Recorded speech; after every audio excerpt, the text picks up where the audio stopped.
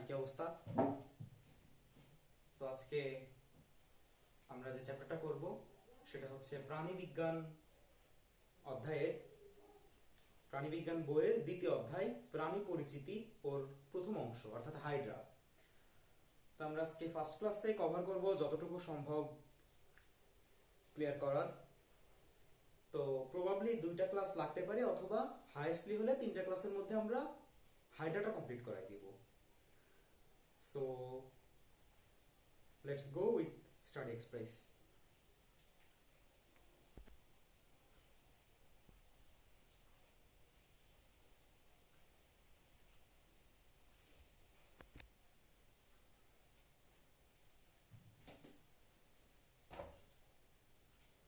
Okay, so প্রথমে আমি টাইটেলটা দিয়ে নিই। আমরা আজকে যে চ্যাপ্টারটা করছি সেটা হচ্ছে প্রাণীর পরিচিতি, হাইড্রা। তো হাইড্রার কথা বললেই বা হাইড্রা চ্যাপ্টারের শুরু করলেই যে নামটা সবার প্রথমে আসে সেটা হচ্ছে একজন বিজ্ঞানী, আব্রাহাম ট্রেমব্লে। এটার একটা কারণ আছে।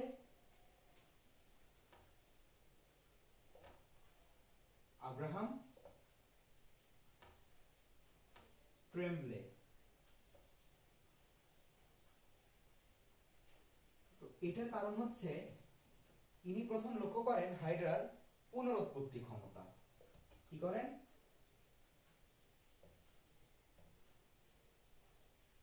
পুনরুৎপত্তি ক্ষমতা ইনি প্রথম লক্ষ্য করেন। তো ইনি হচ্ছে হাইড্রার আবিষ্কারক। তো এটার জন্য হাইড্রা অধ্যায়ের শুরুতেই যে নামটা সব থেকে বেশি ইম্পর্টেন্ট সেটা হচ্ছে বিজ্ঞানী আব্রাহাম ট্রেমব্লে। এখন আমরা আসি, হাইড্রা জিনিসটা কি? এটা কি গাছ নাকি কোনো প্রাণী? তো অধ্যায়ের নাম যেহেতু প্রাণীর পরিচিতি, সো আমরা এতটুকু শিওর যে হাইড্রা হয়তো একটা প্রাণী, কিন্তু এটার বৈশিষ্ট্যটা কি? এটা কি 4টা পা আছে, নাকি এটা মানুষের মতো দেখতে পায়, না কিভাবে এটা চলাফেরা করে, থাকে কোথায়, আকাশে নাকি মাটির তলায়? সেই জিনিসগুলো এখন আমরা একটু ডিটেইলসলি দেখব। সো তাহলে এখন আমাদের টপিক হচ্ছে হাইড্রার বৈশিষ্ট্য। তো হাইড্রাকে টোটালি আইডেন্টিফাই করা যায় এর 4টা বৈশিষ্ট্যের মাধ্যমে। 4টা বৈশিষ্ট্য কি কি হতে পারে? প্রথমটা হচ্ছে এরা মুক্তজীবী।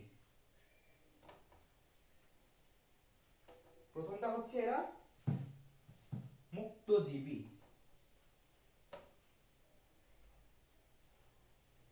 এবং মিঠা পানির প্রাণী।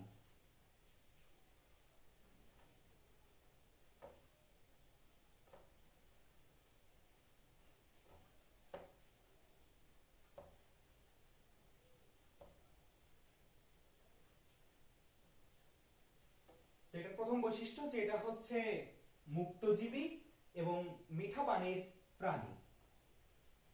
যদি এটার সেকেন্ড বৈশিষ্ট্যে আসি, তাহলে এটা কিন্তু মাংসাশী প্রাণী। হাইড্রা মাংসাশী প্রাণী ও কর্ষিকার সাহায্যে খাদ্য গ্রহণ করে। এর আমাদের মতো সুন্দর সুন্দর লিপস্টিক লাগানোর মতো ঠোঁট নেই, কিন্তু খাওয়ার জন্য আছে কর্ষিকা, এবং এরা কর্ষিকার সাহায্যেই খাদ্য গ্রহণ করে।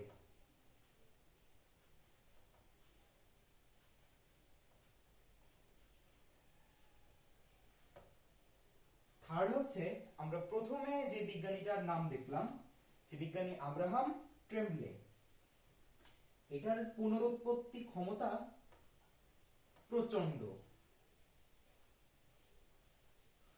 পুনরুৎপত্তি ক্ষমতা প্রচন্ড, এইটাই লক্ষ্য করেন বিজ্ঞানী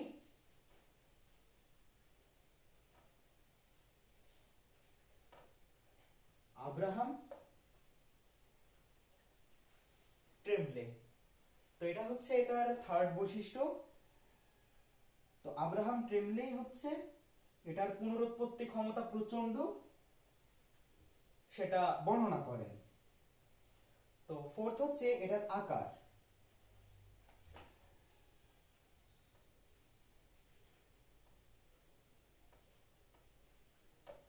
তো এটার আকার হচ্ছে 10 থেকে 30 মিলিমিটার পর্যন্ত লম্বা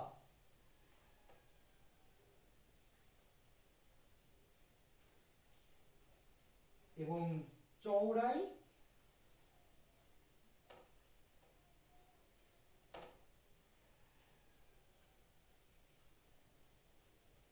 প্রায় 1 মিলিমিটার।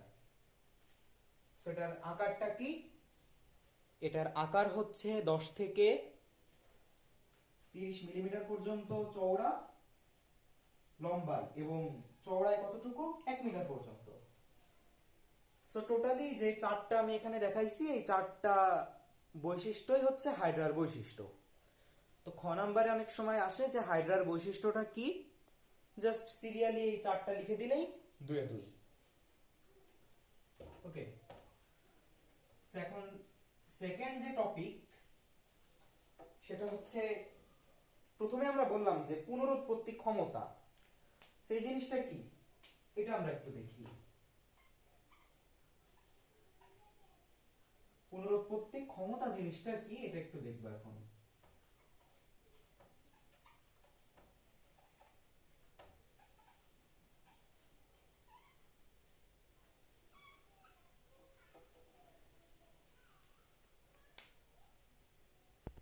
সো পুনরুৎপত্তি ক্ষমতা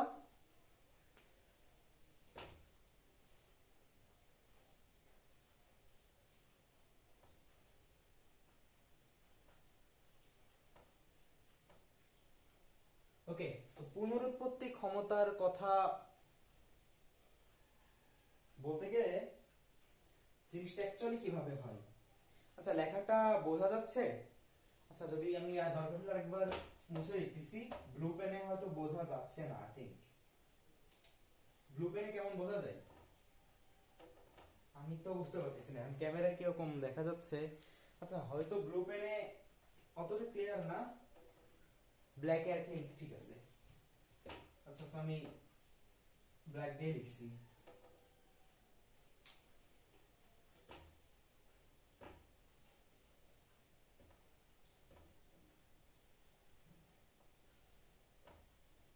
তো হাইড্রার পুনরুৎপত্তি যে ক্ষমতা এই জিনিসটা এখন আমরা একটু দেখি। সো এটা একটা হাইড্রা, এই হাইড্রাটাকে আমি মাঝখান দিয়ে কেটে ফেলে দেবো। হাইড্রাটাকে যদি আমি মাঝখান থেকে কেটে ফেলে দিই এটা কিন্তু দুই ভাগে বিভক্ত হয়ে যায়।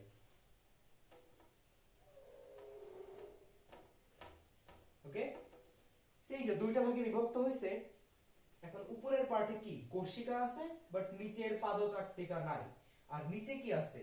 পাদচাকতিটা আছে, কোষিকা মানে অর্থাৎ একটা হাইড্রাকে আমি টোটালি দুই ভাগে বিভক্ত করে দিছি।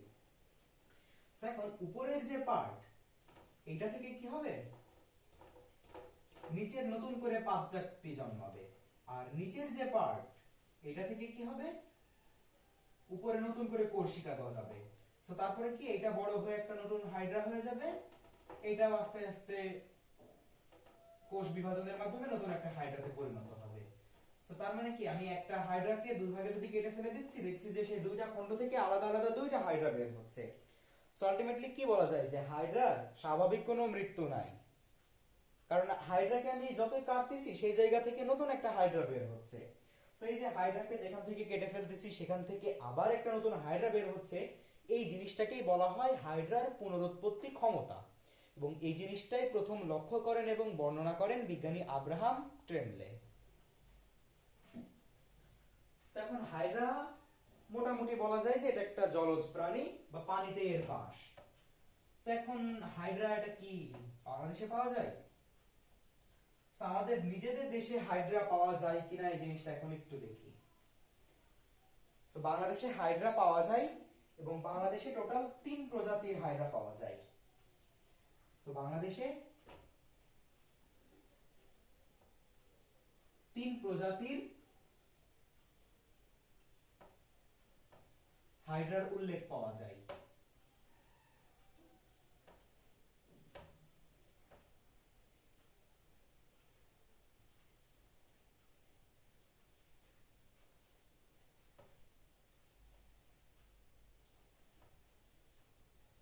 ওকে, সো বাংলাদেশে তিন প্রজাতির যে হাইড্রার উল্লেখ পাওয়া যায়, এগুলা প্রথম যে প্রজাতি সেটা হচ্ছে বাদামি বর্ণের, সেকেন্ডটা হচ্ছে সবুজ বর্ণের, এন্ড থার্ডটা হচ্ছে বর্ণহীন বা অনেক সময় হলদেটে দেখা যায়, এই জন্য বলা যায় যে হলদে বর্ণের।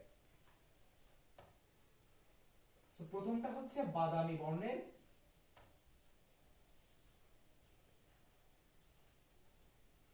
সেকেন্ডটা হচ্ছে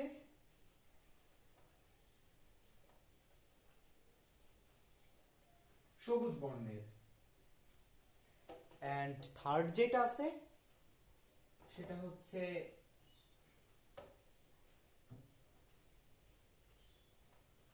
বর্ণহীন বা হলুদ বর্ণের বলা যেতে পারে। ওকে,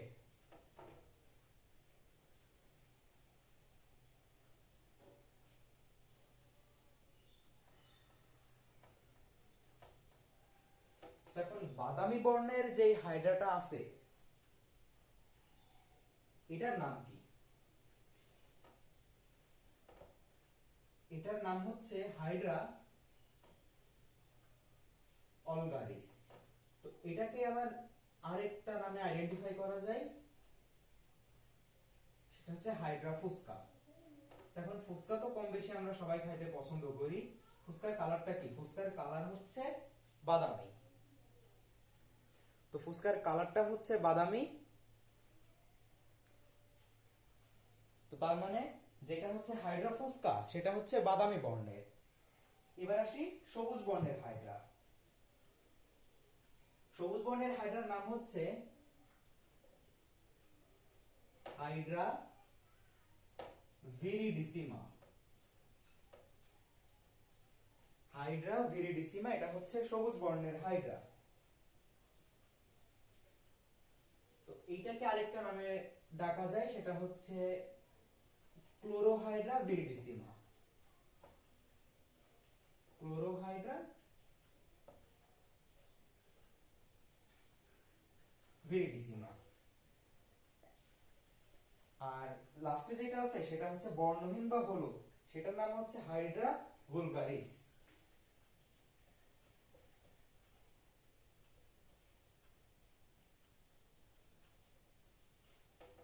এটা হচ্ছে হাইড্রা ভুলগারিস। আচ্ছা, এখন এই যে তিন ধরনের হাইড্রা বাংলাদেশে পাওয়া যায়, এটা কি শুধুমাত্র এদের পার্থক্য করা হয়েছে কালারের জন্য? অ্যাকচুয়ালি না, এদের কালার ছাড়া আরো কিছু পার্থক্য আছে। তো সেটা আমরা এখন দেখি। যেটা বাদামি বর্ণের, এইটার কোর্সিকা পাওয়া যায় 6টা, আর যেটা সবুজ বর্ণের সেটার কোর্সিকা পাওয়া যায় 4 থেকে 8টা। 4 থেকে 8টা কোর্সিকা পাওয়া যায়। আর যেটা বর্ণহীন সেটা 6 থেকে 10টি কোর্সিকা যুক্ত। 6 থেকে 10টি কোর্সিকা যুক্ত। আমরা পার্থক্যটা বুঝতে পারছি। আমি এবার আবার বলি, যেটা হচ্ছে বাদামি বর্ণের অর্থাৎ হাইড্রা অলগারিস বা হাইড্রা ফুসকা, সেটার কোর্সিকা 6টি। যেটা সবুজ বর্ণের সেটা হচ্ছে হাইড্রা ভিরিডিসিমা অথবা ক্লোরোহাইড্রা ভিরিডিসিমা, সেটার কোর্সিকা 4 থেকে 8টা। এবং বর্ণহীন বা হলুদ বর্ণের যেটা সেটা হচ্ছে হাইড্রা ভুলগারিস, সেটা কোর্সিকা 6টা থেকে 10টা। সেই তিনটা প্রজাতি বাংলাদেশে অ্যাভেলেবল বলা যাইতে পারে।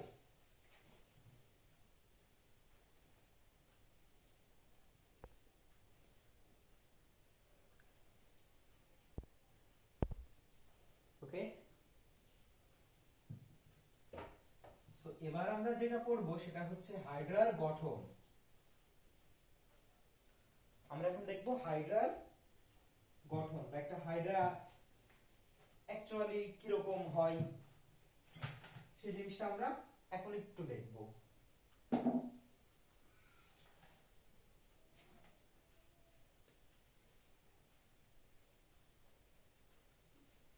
টাইটেল দিই,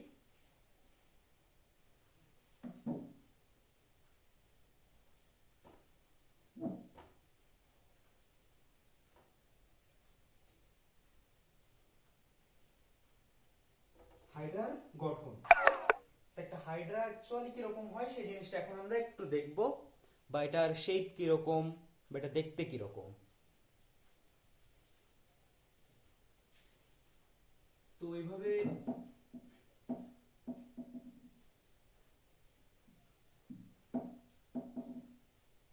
দেখতে গেলে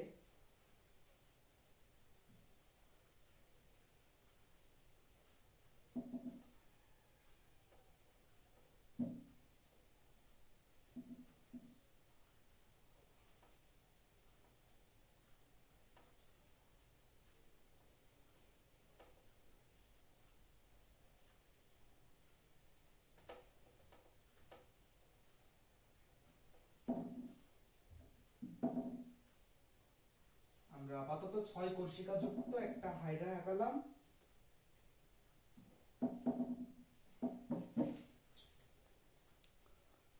তো এই যে আমরা হাইড্রাটা দেখতে পাচ্ছি, এই হাইড্রার এই পার্টটা হচ্ছে কোর্সিকা, এই পার্টটা হচ্ছে হাইড্রার কোর্সিকা। এখন বাদবাকি পার্টগুলো যদি আমরা দেখি, যে এখানে যেটা দেখা যাচ্ছে এটা হচ্ছে হাইড্রার শুক্রাশয়, আর এটা হচ্ছে হাইড্রার ডিম্বাশয়। বোর্ড যাতে ক্লিয়ার দেখতে পাও এই জন্য আমাকে সরে হাতটা লম্বা করে লেখা লাগতেছে, কারণ আমি সামনে থাকলে ফোকাসটা আমার দিকে আসতেছে, সো বোর্ডের লেখাগুলো হয়তো বা ক্লিয়ার দেখা যাচ্ছে না। তো যেটার জন্য আমি একটা সাইডে আসছি এবং এখান থেকে হাত দিয়ে লিখতেছি। সো শুক্রাশয় ডিম্বাশয়। আচ্ছা, এখান থেকে যে অংশটা দেখা যাচ্ছে এটা হচ্ছে পরিণত মুকুল, মানে এখান থেকে এটার একটা অযৌন জন্মের মাধ্যমে নতুন একটা হাইড্রা উৎপন্ন হয়, নতুন একটা হাইড্রার জন্ম হয়। এটা হচ্ছে পরিণত মুকুল, এটা হচ্ছে মুখছিদ্র।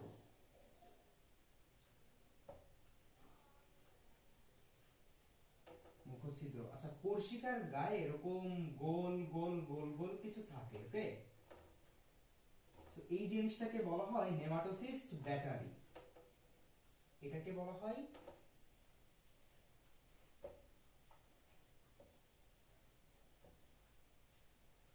Nematocyst battery.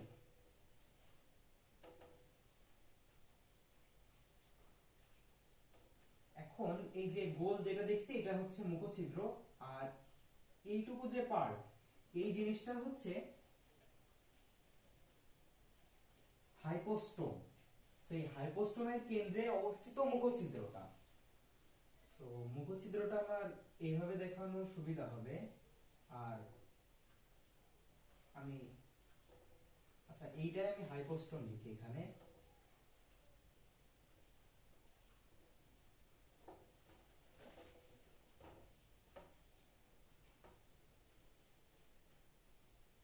হাইপোস্টোম এন্ড এখানে কি আছে, মুখছিদ্র। ব্যাটারিটা মুছে গেছে, ওকে। সো এই পার্টটুকু হাইপোস্টোম। এখন এই হাইপোস্টোম জিনিসটা কি? হাইপো শব্দের অর্থ হচ্ছে লুকানো। হাইপো শব্দের যে অর্থ, হাইপো মানে হচ্ছে লুকানো, ওকে?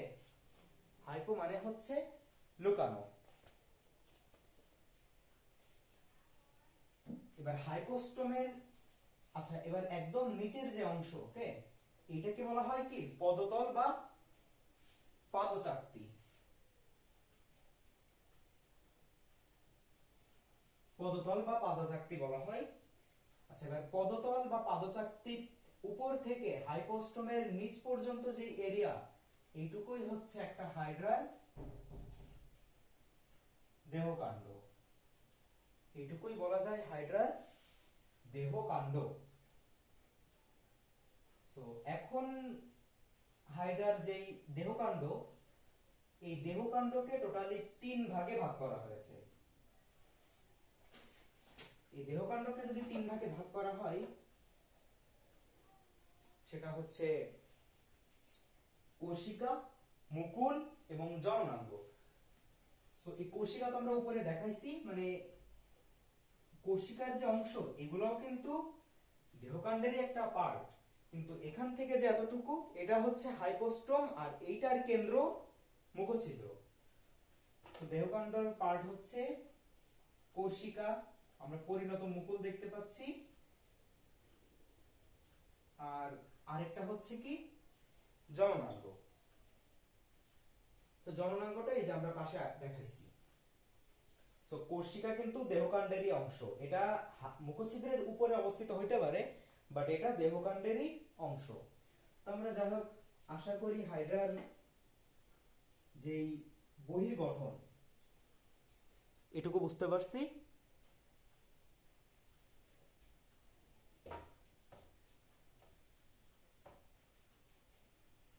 এখন আমরা একটা বহির্গঠনের উপরে একটা কোশ্চেন আমরা একটু দেখি, একটা এমসিকিউ সলভ করব। আচ্ছা, আরেকটা জিনিস আমি মিস করে গেছি, সেটা হচ্ছে পদতল বা পাদচাকতি। এটার কাজটা জানা ইম্পর্টেন্ট। এটার কাজ হচ্ছে বুদবুদ সৃষ্টি করা বা আঠালো কিছু ক্ষরণ করা। আমরা যখন আরো ভিতরে যাব তখন হচ্ছে এটা ডিটেইলসলি দেখবো, বাট আপাতত এতটুকুই বলে রাখি যে এটা যে পদতলের মাধ্যমে যে বুদবুদটা সৃষ্টি করে, সেটার মাধ্যমে হাইড্রা বেশি থাকতে পারে, এবং আঠালো যে পদার্থটা নিঃসরণ করে, সেটার মাধ্যমে কি এটা লেগে থাকতে পারে।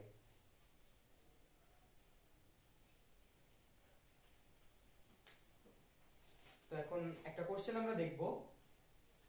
কোশ্চেনটা আসছিল রাজশাহী 19-20-এ। কোশ্চেনটা হচ্ছে যে বুদবুদ সৃষ্টি করে হাইড্রাকে পানিতে ভাসিয়ে রাখে এর কোন অঙ্গটা? এটা কোশ্চেন হচ্ছে বুদবুদ সৃষ্টি করে হাইড্রাকে পানিতে ভাসিয়ে রাখে কোন অঙ্গটা? তো আমি তো এটা বলেই দিলাম।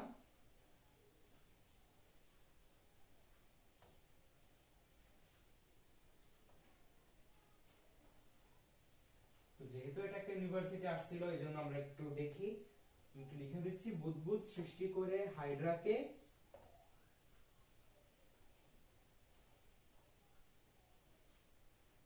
পানিতে ভাসিয়ে রাখে